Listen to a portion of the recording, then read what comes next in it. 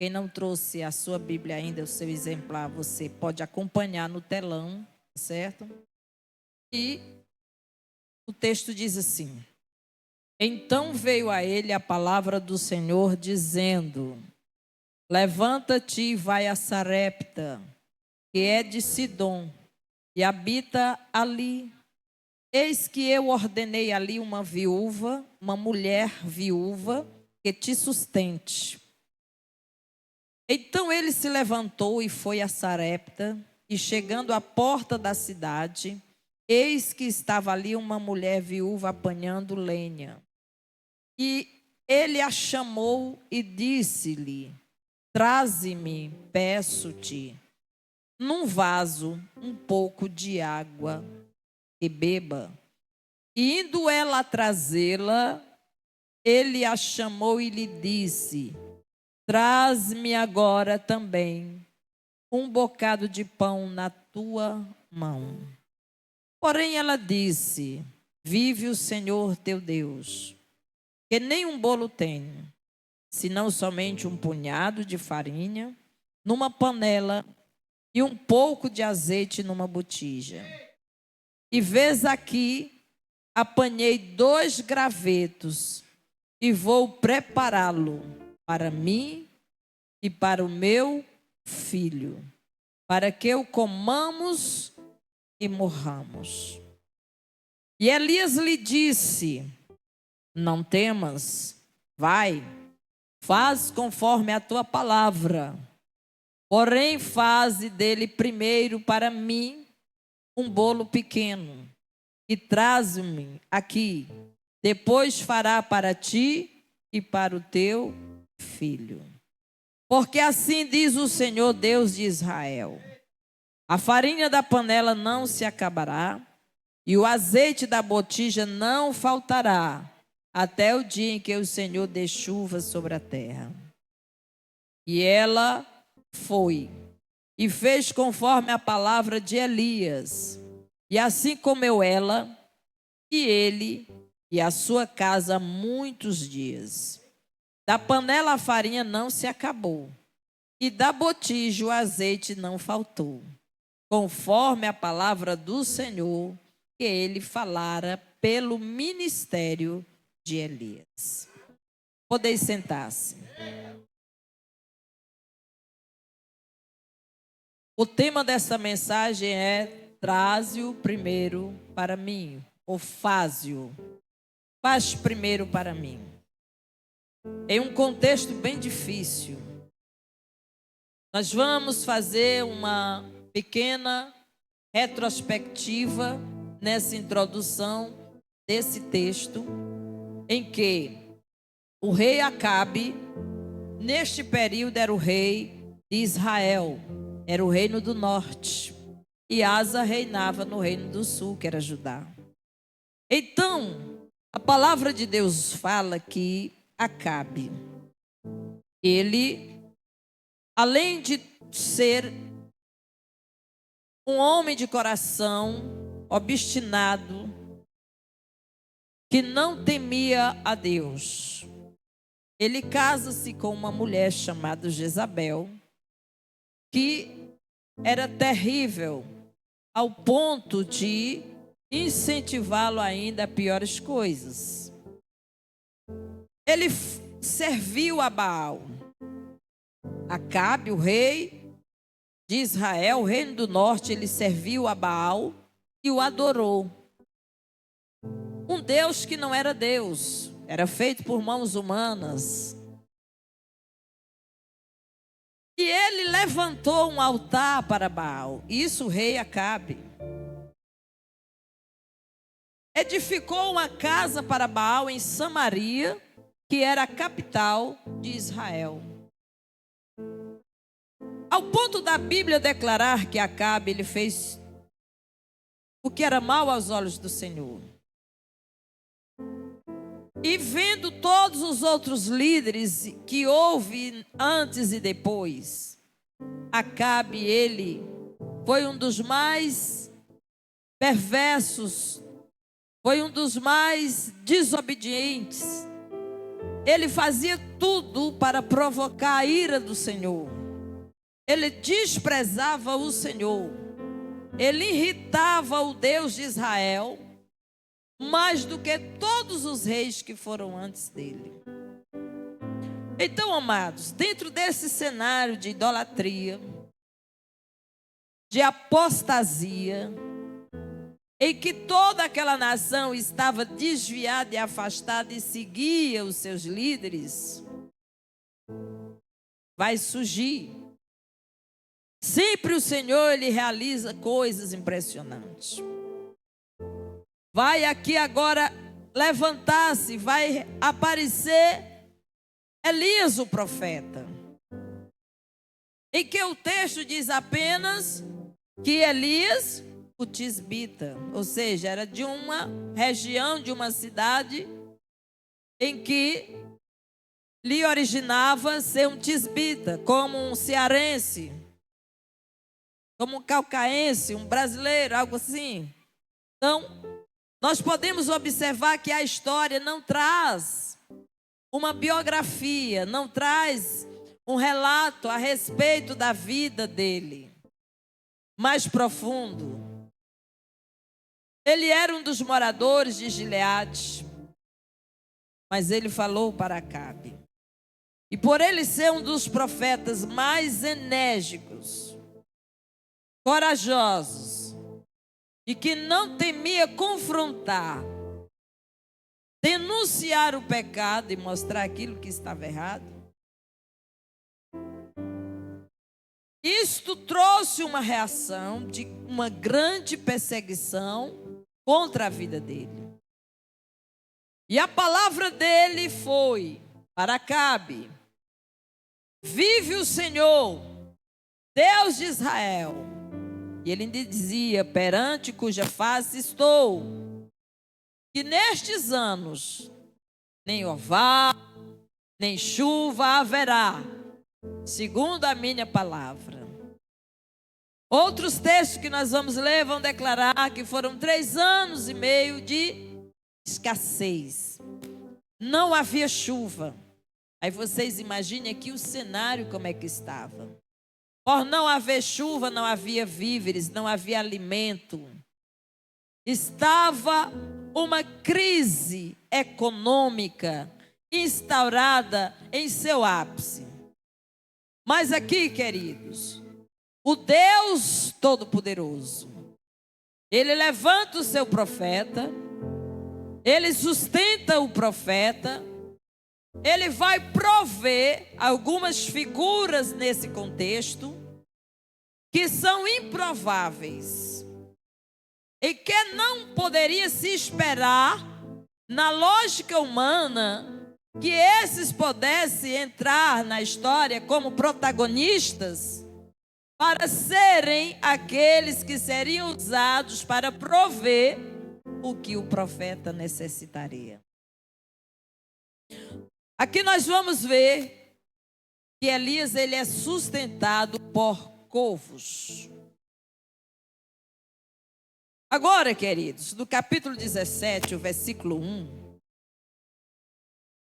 fala que nem orvalho e nem chuva haverá. Foi a fala, foi a palavra do profeta. E o profeta, queridos, ele não estava apenas usando a unção que ele tinha para querer amaldiçoar a nação. Não. Ele falava na direção de Deus. Mas como um profeta pode abrir sua boca e dizer: não haverá chuva sobre a terra, nem orvalho, nem nada? Agora vamos ver a causa, o contexto, o que foi que gerou, que causou tudo isso. Amados, Elias foi um dos profetas mais incisivos, audaz e valente da história de Israel. Ele foi enviado por Deus em uma época de profunda corrupção espiritual, em que as pessoas haviam se afastado do Senhor, em que aquela nação havia apostatado, deixado de servir de adorar e de honrar o Deus de Israel. Aquele que eles sabiam que é o Deus único e verdadeiro. E com mão forte e poderosa, os tirou do Egito, da escravidão, para que Faraó os deixasse sair. O Senhor enviou 10 pragas, provocando assim Faraó, para que ele pudesse deixar o seu povo livre para lhe prestar culto. O coração de Faraó estava endurecido, mas ninguém pode lutar contra Deus e prevalecer.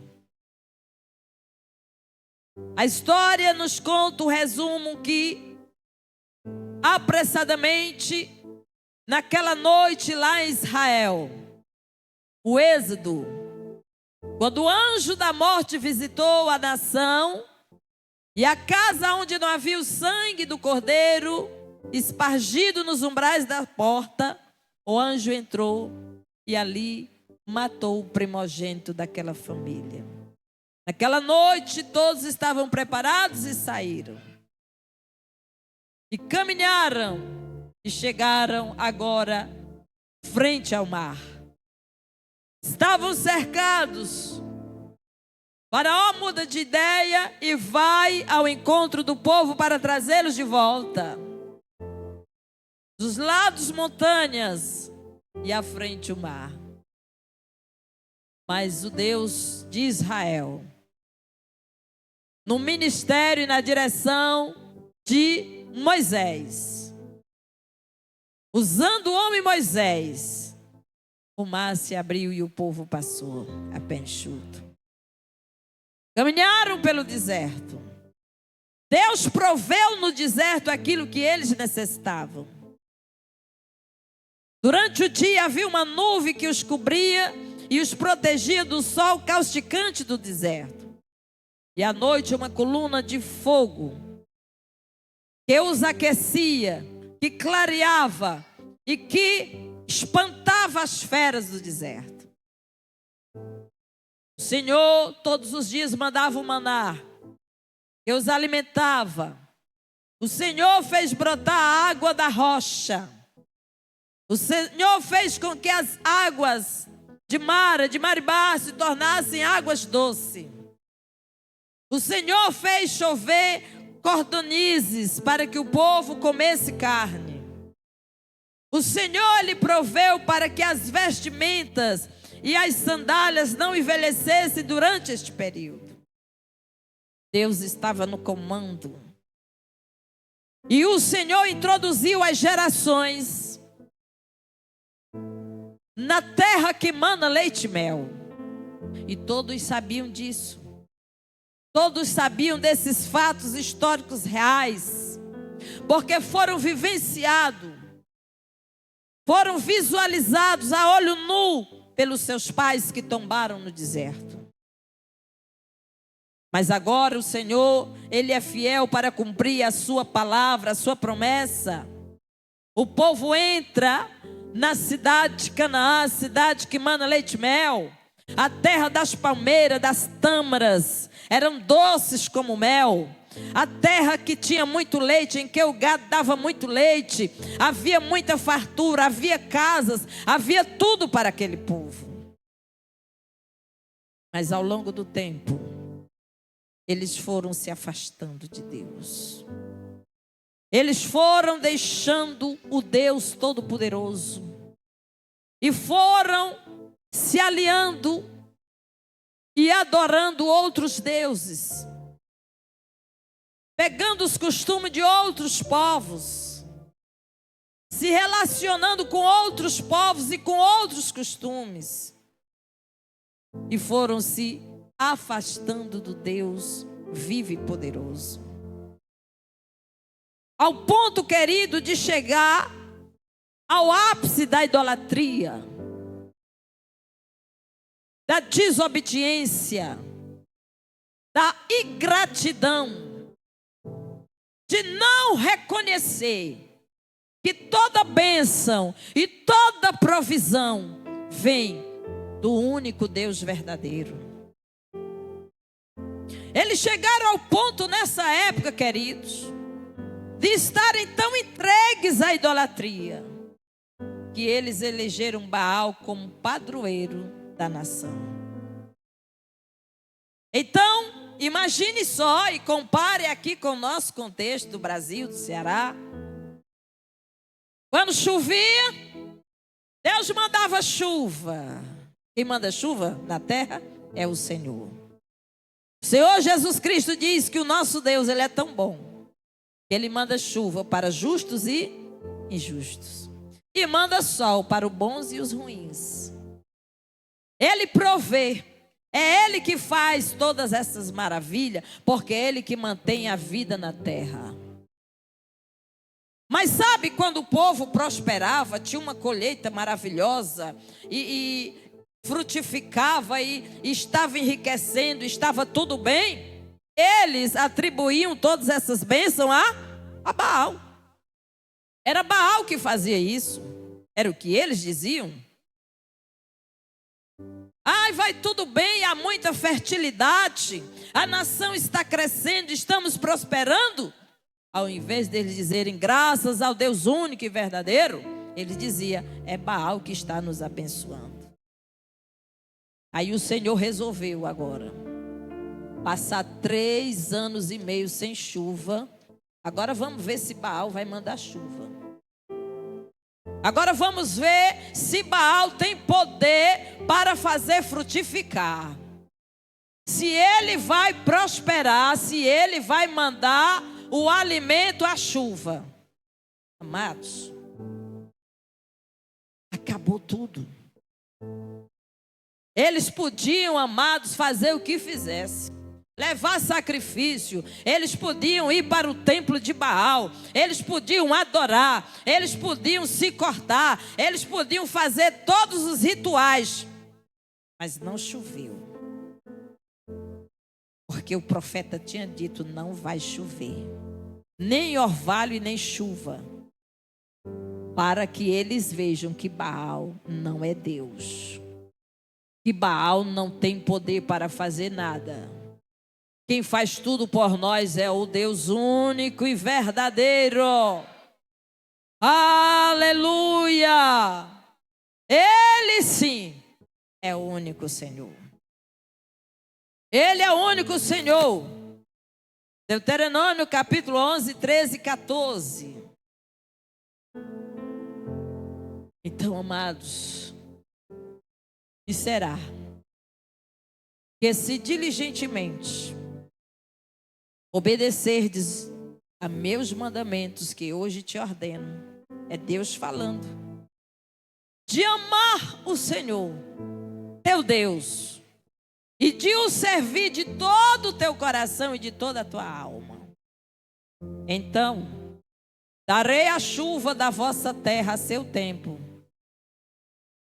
e a temporã e a seródia, para que recolhas o teu cereal, o teu mosto e o azeite. Quem é que manda chuva no tempo certo? É Deus. Ele é o único Deus verdadeiro. A Ele nós devemos atribuir toda a bênção, porque toda vida e toda bênção e toda provisão vem dEle. Deuteronômio capítulo 6, versículo 4 e 5. É o Shema Israel Adonai Eloheinu Adonai Echad, que significa, ouve Israel, o Senhor nosso Deus é o único Senhor. Amém? Então não existe outro. Ele é o único Senhor. Ele é o Deus eterno, o Criador, o mantenedor.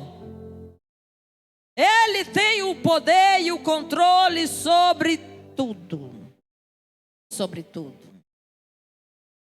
Mas, amados, Diante desse cenário, o profeta agora estava sendo perseguido, procurado. A liderança estava furiosa, querendo colocar as mãos em Elias, por causa da seca, por causa da escassez. Eles diziam: a culpa é desse profeta.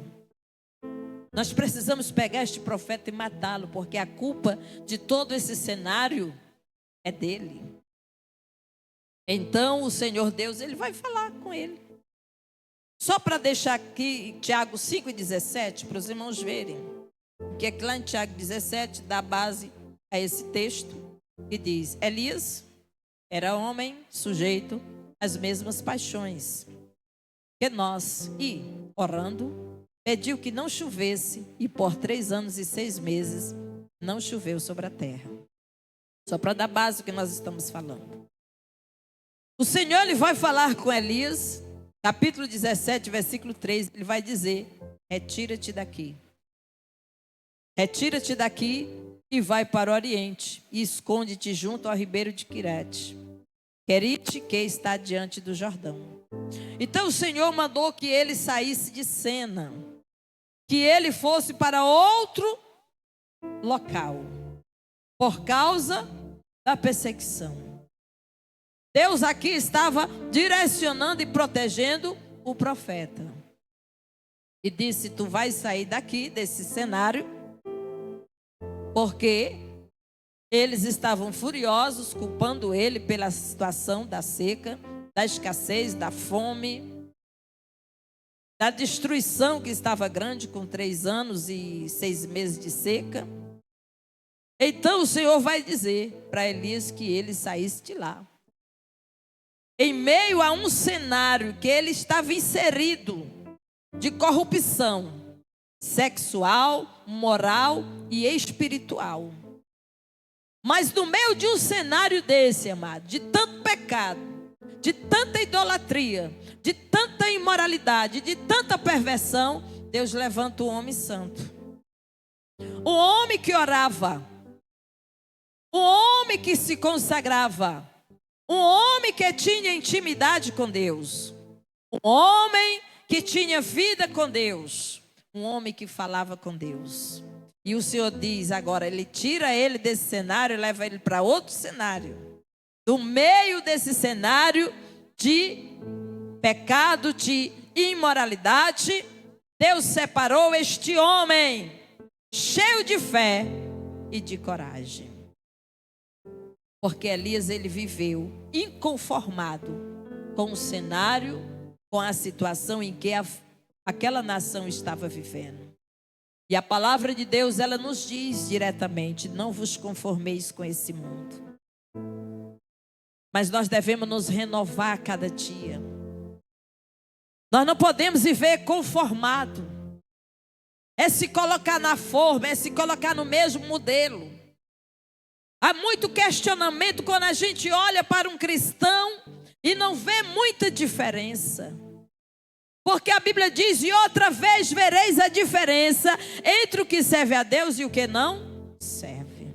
Tem que haver diferença, sim ou não? Deus não faz acepção de pessoas, mas há distinção entre o santo e o profano, entre o justo e o injusto, entre o mal e o bom, entre aquele que serve e aquele que não serve. Aleluia! O juízo divino de Deus estava caindo sobre aquele povo, sobre toda aquela região, sobre todo aquele lugar. Mas o Senhor estava acompanhando todo esse cenário. E nós vamos observar que lá no capítulo 17, no versículo 6, o Senhor, quando enviou, Elias foi para esse outro lugar. O Senhor agora vai usar o corvo. Quem era o corvo na nossa linguagem? O corvo, amados, ele é considerado um animal imundo, um animal que se alimenta de restos mortais. Então, segundo a lei mosaica, ele é um animal impuro. E aqui a gente vê aqui essa quebra, esse contraste que a gente pode observar. Como pode? Porque lá em Levítico capítulo 11, versículo 15, ele vai falar sobre isso, lá em Levítico 11, 15. Olha, o corvo, ele é um animal, ele é necrófago, ou seja, se alimenta de cadáveres em decomposição. Ou seja, ele é conhecido na nossa linguagem, aquele animalzinho, aquele urubu, aquele animal, é um corvo, né? É, exatamente. Todo corvo, segundo a sua espécie, era considerado o quê? Um animal impuro, imundo. Ninguém podia comer esse tipo de animal, e nem come, né? Porque ele é considerado um animal impuro. Então, amados, essa ave possui uma natureza egoísta. Primeiro, ele não divide o alimento dele nem com os próprios filhos. Viu? Como pode agora ele ser usado? Deus mudou, certo? Aqui neste animal, o seu instinto, para que ele agora pudesse levar alimento para o profeta. É por isso que eu falei no início que Deus iria usar figuras nessa história que seriam improváveis. E durante o período de bastante tempo de seca, em que não havia alimento, mas Elias estava bem próximo a um rio. E lá tinha água no rio, e todos os dias o corvo levava o pão, levava o alimento, e o profeta se alimentava durante esse período. Queridos, além disso, por ter esse animal uma aparência muito feia, um grasnido desagradável, muitos povos da antiguidade achavam que esse animal, o aparecimento dele, a aproximação dele, traria um mau agouro, trazia alguma coisa ruim. Mas é exatamente quem Deus está usando agora, neste cenário, para trazer esse alimento todos os dias. Porque Deus é o Deus que provê. Ele é o Deus que cuida. Ele está na história, Ele está direcionando, Ele está cuidando, Ele está provendo. E é o que a palavra nos diz. Se você observar bem, se você anda na direção de Deus, nada vai te faltar. Mesmo em tempo de crise, em tempos de escassez, em tempos de dificuldade, Deus vai usar o improvável, mas não vai faltar a tua provisão. Porque o Senhor é Deus, e fora dele não há outro. Porém, queridos, o texto vai dizer que o rio, ele secou, certo? O ribeiro secou, porque não havia chuva sobre a terra. Então agora Elias, novamente, ele vai ter que sair deste local e ir para outro, porque o ribeiro secou, não tinha mais água, mas Deus estava aqui no controle. Era momento de Elias sair daqui, porque Deus queria fazer milagre em outro local. E aonde nós vamos chegar aqui, quando o Senhor vai dizer, e veio a ele a palavra do Senhor dizendo: levanta-te e vai para Sarepta, que é de Sidom, e habita ali. Eis que eu ordenei uma viúva que te sustente.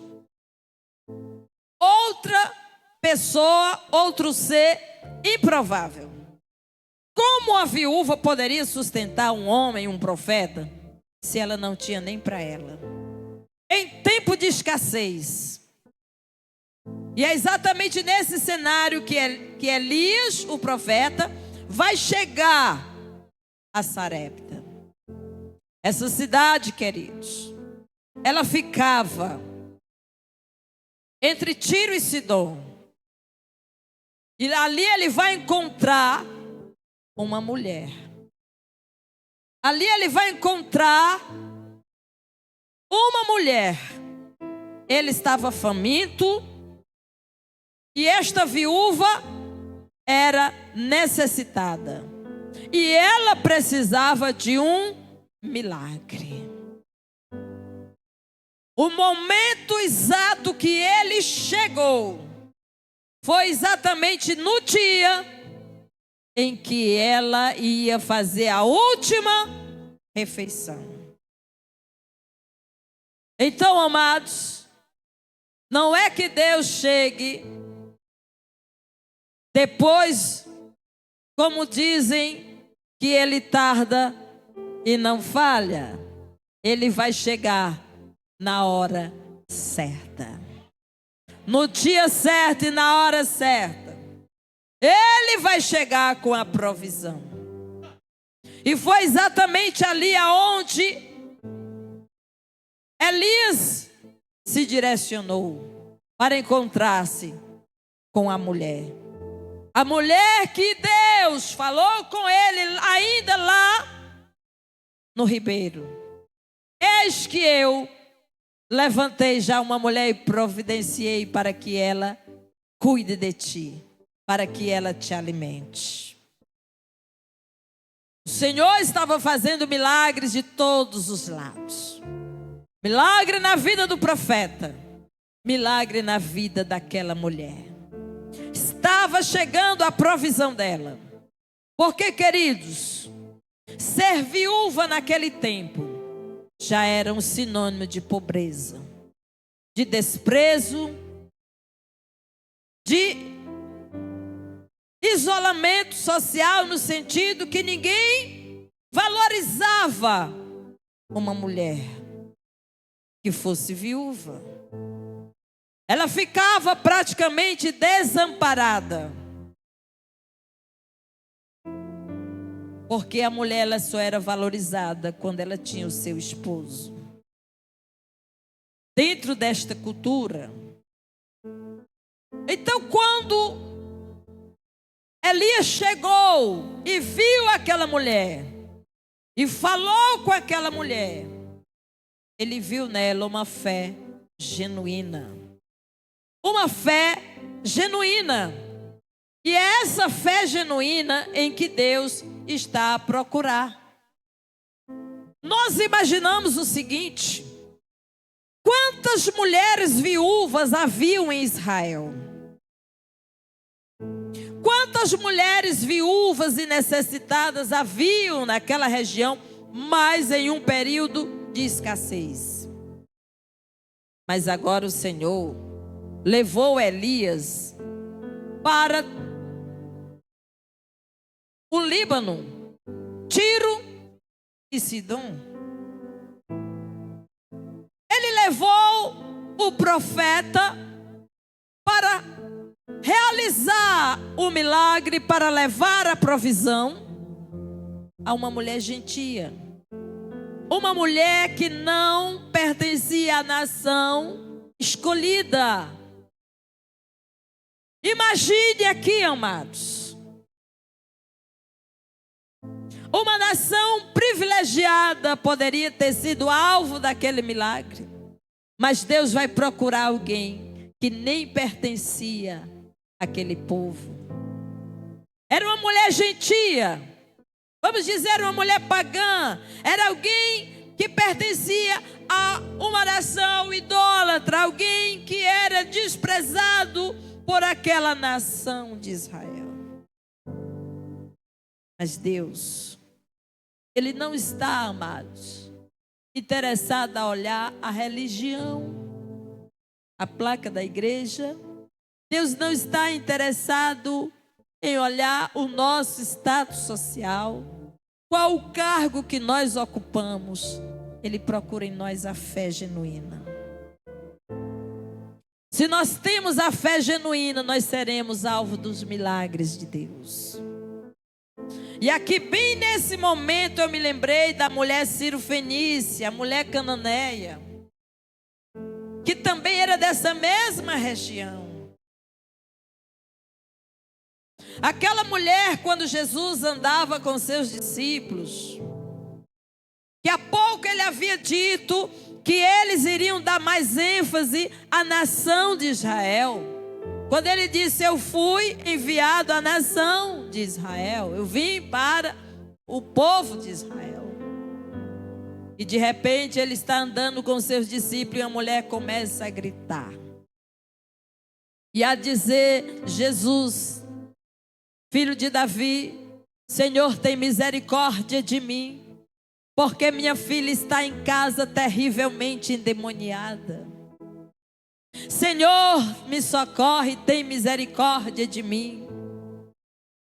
Esse texto, amados, está em Mateus 15, 21, 28, Marcos 7, 24 e 30, nós não vamos ler. Mas,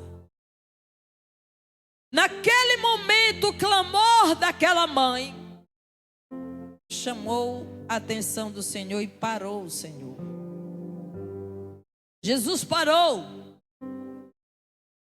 e disse: mulher, não é lícito eu pegar o pão dos filhos e dar aos cachorrinhos. Parecia uma palavra humilhante. Aquela mulher poderia ter desistido do milagre, mas ela foi perseverante. Ela insistiu e disse: Senhor, mas os cachorros também comem das migalhas que caem da mesa do Senhor.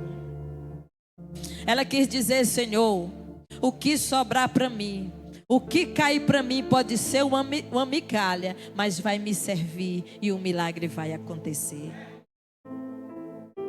O Senhor disse: eu nunca vi em Israel, ou seja, na nação que deveria ter fé, ele não encontrou uma mulher que tivesse tanta fé como aquela mulher Ciro-fenícia. É isso que pesa. É Deus em todas as nações do mundo. O Espírito Santo está procurando pessoas que tenham fé genuína, que sejam verdadeiros adoradores, que o adorem em espírito e em verdade, que estejam prontos para ouvir a sua voz, a sua palavra e prontamente obedecer. O Senhor disse: mulher, pois seja feito conforme a tua fé. Aquela mulher foi despedida, e desde aquele momento em que o Senhor despediu aquela mulher com um milagre, a sua filha, lá onde estava, foi liberta. A vida dela foi transformada pelo poder do Senhor Jesus Cristo. Voltando aqui o contexto, esse contexto dessa mulher, o mesmo dessa, muito próximo à região da viúva de Sarepta. Aquela mulher vai falar com o profeta e vai dizer: eu não tenho, senão um punhado de farinha. O punhado de farinha era a farinha que cabia aqui, na mão. O punhado de farinha e um pouquinho de azeite. Aquela mulher, ela foi encontrada pegando os gravetos. Ela foi encontrada pegando os gravetos. A condição dela era uma condição muito pobre, desamparada. Ela não tinha ninguém ali naquele cenário, não fala que havia mais alguém, era ela e o filho, aonde o profeta chegou. E ela só tinha isso, um pouquinho. Mas, amados, esse pouquinho, ele é suficiente para que o milagre aconteça. Esse pouquinho, quando nós disponibilizamos com fé e honramos ao Senhor, ele é suficiente para que haja multiplicação.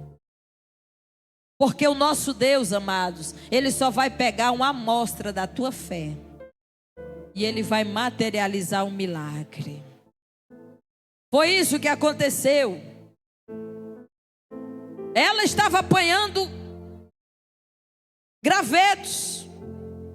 Ela vai dizer: eu só tenho um pouco de farinha um pouco de azeite, além de 2 gravetos, com o qual ela faria a última refeição para o seu filho.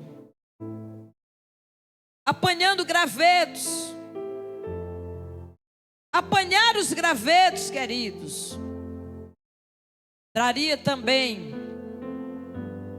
um cenário de humilhação, um cenário realmente de grande dificuldade. Mas foi com esses 2 gravetos que ela fez um fogo e fez a última refeição.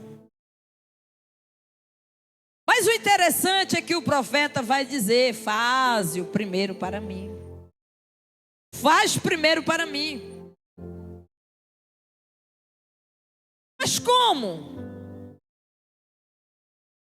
Aquele homem surgiu no cenário, um cenário de profunda crise. O semblante daquela mãe poderia ser um semblante de tristeza quando o profeta se encontrou com ela. Ela apanhando 2 gravetos. Quem não sabe o que é graveto, é 2 pedaços de lenha, viu? De galho, de árvore, de mato, para poder fazer o fogo. Havia uma tristeza, uma preocupação, um filho que precisava ser alimentado, uma mulher que não tinha onde buscar a provisão. Havia fome em todos os lugares, não havia quem a socorresse, mas naquele momento o Senhor enviara o seu milagre. O Senhor enviara o milagre daquela mulher de extrema pobreza. Mas o Senhor viu a fé. E aquela mulher viu e enxergou a possibilidade de usar aqueles 2 gravetos para fazer o fogo, assar o pão. E agora a decisão estava aqui. Para quem vai ser este pão? Para mim, para o meu filho ou para o profeta? Parecia algo assim, amados. Parecia uma exigência fora de lógica. O profeta surgir do cenário e dizer: faze o primeiro para mim. Faz o primeiro para mim. Amados, parece um pedido impertinente, inadequado, inconveniente, desrespeitoso ou até atrevido. Poxa, mas a mulher tinha um filho, provavelmente uma criança. Como que eu vou deixar de fazer para a criança, para o meu filho, para dar um homem que surgiu no cenário? Era a última refeição. E aqui está a nossa decisão. O que você faria? A última refeição, e você sabia que não tinha mais nada e não tinha para onde ir, para onde tirar, de onde se socorrer. Surge alguém e diz: faze primeiro para mim. A fé dela, da viúva de Sarepta, levou ela a ter uma atitude, uma decisão certeira, em que tornou ela e a sua casa alvo do milagre de Deus. É a fé. A fé não é de todos. direcionou ele à casa daquela mulher, porque Deus sabia que aquela mulher tinha fé. Ele já havia procurado. A Bíblia diz que os olhos do Senhor estão sobre os fiéis da terra. Aqui está, alvo de milagre, de provisão de Deus, para quem ia morrer. Foi o que ela disse: nós vamos comer e depois nós vamos morrer, porque não há mais nada. Ela imaginava, até aquele momento daquele homem chegar, ela imaginava que faria a última refeição e que eles iam comer e depois eles iam morrer. O profeta no capítulo 12 vai dizer: porém ela disse: vive o Senhor teu Deus, que nem um bolo tenho, senão somente um punhado de farinha numa panela e um pouco de azeite na botija. E vês aqui apanhei 2 gravetos e vou prepará-lo para mim e para o meu filho, para que o comamos e morramos. Ela falou isso para o profeta Elias. Mas no diálogo o profeta Elias vai dizer, vai olhar para aquela mulher e vai dizer: não temas, porque aquela mulher estava cheia de temores, cheia de preocupação, cheia de angústia. A vida dela e do filho dela estava para se ir, porque não havia mais nada. Mas ele vai dizer: não temas. E sabe quem diz esta palavra, não temas, com propriedade? É o nosso Deus, o Senhor Jesus Cristo. É aquele que sempre chega e diz: não temas, porque eu sou contigo. Não temas, porque adiante de ti vai o anjo do Senhor. Não temas, porque Ele é o Deus que traz a provisão, Ele traz a cura, Ele traz a resposta, Ele traz o milagre. Ele diz: não temas, vai. Ele mandou ela ir, vá, faz conforme a tua palavra. Porém, faze dele primeiro para mim um bolo pequeno e traz-mo aqui. Depois farás para ti e para o teu filho. E aquela mulher, ela confiou nesta palavra. Deus espera de nós, amada, a fé. A fé em um Deus que provê. E o profeta vai prosseguir e vai dizer: porque assim diz o Deus de Israel. Assim diz o Deus de Israel: a farinha da panela não se acabará, e o azeite da botija não faltará, até o dia em que o Senhor dê chuva sobre a terra. Que coisa maravilhosa é quando nós cremos na palavra de Deus. É quando nós confiamos no que o nosso Deus diz através da sua palavra. Porque Ele é fiel para cumprir. Ele não é homem para mentir, nem filho do homem para se enganar. Dizendo Deus, há de se cumprir. Louvado seja o Deus de Israel. Amados, nós precisamos obedecer a voz. Mesmo que no momento a gente não compreenda nada. Nós precisamos obedecer a palavra. Mesmo que não saibamos, que se dará, o que iremos atravessar, o que iremos sofrer, o que iremos passar. Mas se o Senhor falou, está falado.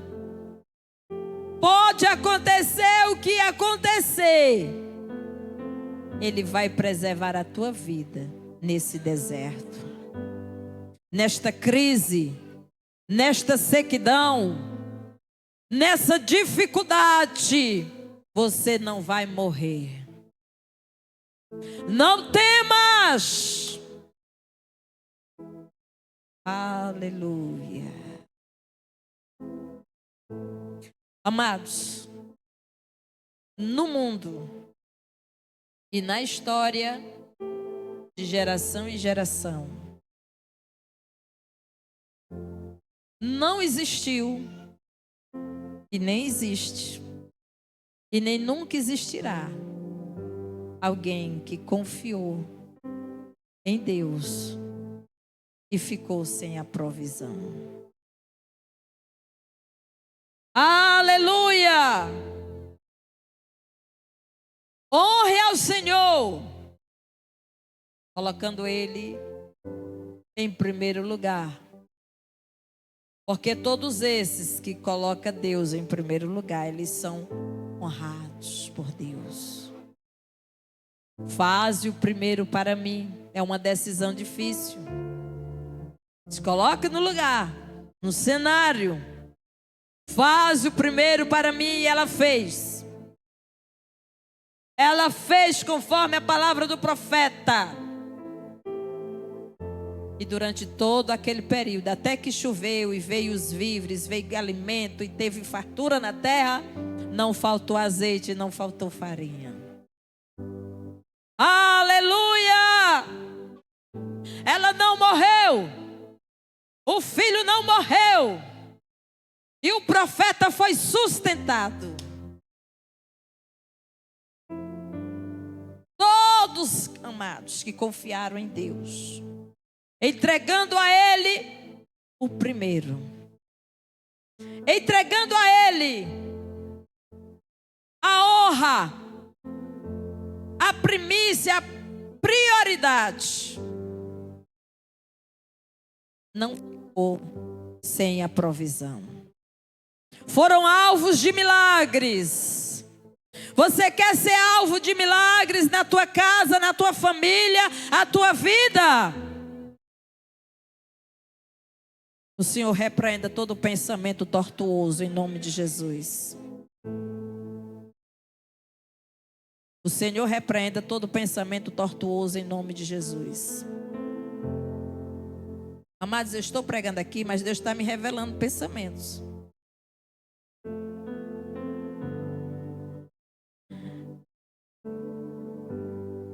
Abel,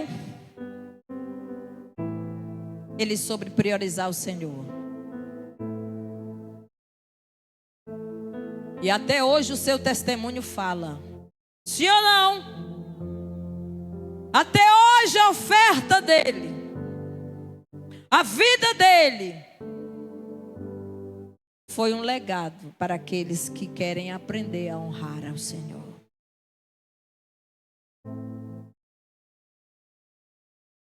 Abraão, ele deu o seu filho, o seu único filho. Deus o pediu e disse: Abraão, dá-me o teu filho, o teu único filho. Ele tinha outro, Ismael.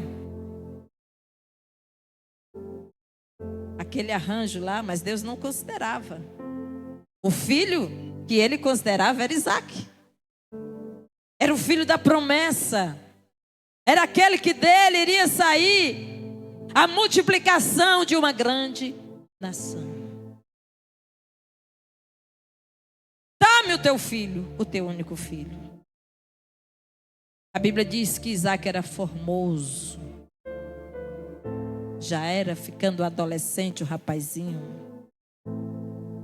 Como Abraão amava Isaque. Já pensou, irmãos? aquilo que você mais ama nesta vida. Aí Deus chega e diz: me dá para mim. Faz primeiro para mim. Me dá o teu filho, o teu único filho. Nesse contexto ele só tinha ele. Pois me dá ele, é o único que tu tem, me dá. E a Bíblia diz que Abraão subiu para Moriá, pela fé, para entregar o seu sacrifício, a sua oferta, o seu filho. Homem de fé, porque ele tinha certeza que Deus era poderoso para realizar milagre. Aleluia. Mas o Senhor, amados, Ele não quer que a gente ame mais um filho do que a Ele. É porque nós precisamos trabalhar em nós mesmos a nossa fé, para que nós possamos chegar a esse nível de confiança. Pedro, tu me amas? Tu sabes, Senhor. Primeiro ele vai dizer: te amo, Senhor. Pedro, tu me amas? Te amo, Senhor. Pedro, tu me amas? Tu sabes, Senhor. A gente precisa trabalhar isso em nós. Ó Israel, amarás o Senhor teu Deus de todo o teu coração, de toda a tua alma e de todo o teu entendimento. Amar ao Senhor. Abraão amava Isaac, mas ele amava mais a Deus do que Isaac. E ele foi capaz de entregar o seu Isaac. Você seria capaz de entregar o seu Isaac para o Senhor?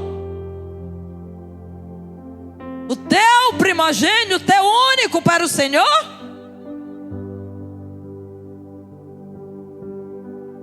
O tudo que tu tem? O Senhor, Ele trabalha em nós essa fé, para que nós cheguemos a esse nível de espiritualidade, ao ponto que não haja mais nada nessa vida que seja mais importante do que o nosso Deus.